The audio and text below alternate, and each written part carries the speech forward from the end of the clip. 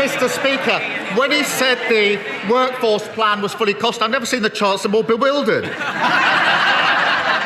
It's less than a year since his party crashed the economy with their unfunded spending commitments, and he hasn't learned a thing. So let me ask it another way. Is his uncosted spending coming from more tax rises, more cuts, or is it just the latest promise to fall from the Tories' magic money tree? Mr. Speaker, as I and the Chancellor set out, the plan is fully funded. He'll see that at the autumn statement. But I am pleased he's now interested in fiscal responsibility, because that is very welcome, Mr. Speaker. Because there's an opportunity for us to make sure that this is true conviction. We've just had, Mr. Speaker, in the last week, we've had the recommendations of independent pay review bodies, including for the NHS. Now, I believe the right thing to do was to accept those independent recommendations, but that involves taking difficult and responsible decisions to deliver those pay rises without fueling borrowing, inflation, taxes and debt. But on this crucial issue, Mr. Speaker, while his MPs are back on the picket lines,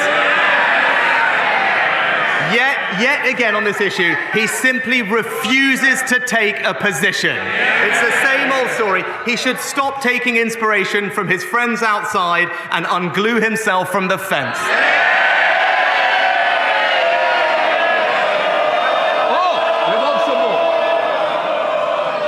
Who wants to lead the exit? Keir Starmer. Mr. Speaker, in that burst of nonsense, what you didn't hear was a single word about how he's going to be paying for it. Labour's NHS workforce plan is fully funded by scrapping the non-dom status that he so adores. You know the one, that non-dom... Order. I think one or two of you have asked to catch my eye. You're not going the right way. Keir Starmer. Thank you, Mr. Speaker. Labour's workforce plan is fully funded by scrapping the non-dom status that he so adores. You know the one, the non-dom tax thing, as he calls it, that allows some of the wealthiest people in the country to avoid paying tax here. Is that loophole so important to him that he'd rather have billions in unfunded promises than simply making billionaires pay what they owe? Mr. Speaker, the same policy that has paid, I think, for 5 different things at this point. I think, Mr. Speaker, everybody knows that I'm a fan of doing maths to 18, but the honourable gentleman makes a very strong case for doing maths all the way to 61, quite frankly.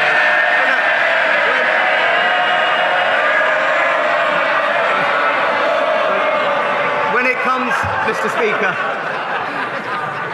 but when it comes to the substance of the plan, because it's important we address this, right? I am aware, actually, and I will say this. He did set out some proposals to train more staff. The problem is, Mr. Speaker, that's all he did. Our plan is much more comprehensive and it's much more impactful, because not only will we train more staff, Mr. Speaker, well, no, this is important substance, because I acknowledge the party opposite did set out some plans to train more, but that's not enough. You also have to set out plans, as we did, to retain more NHS staff. And you also crucially have to set out plans to how you reform the NHS so that you can have a more productive NHS. And that is the difference between us, Mr. Speaker. He is only ever focused on the superficial headline. We're getting on and doing the actual reform.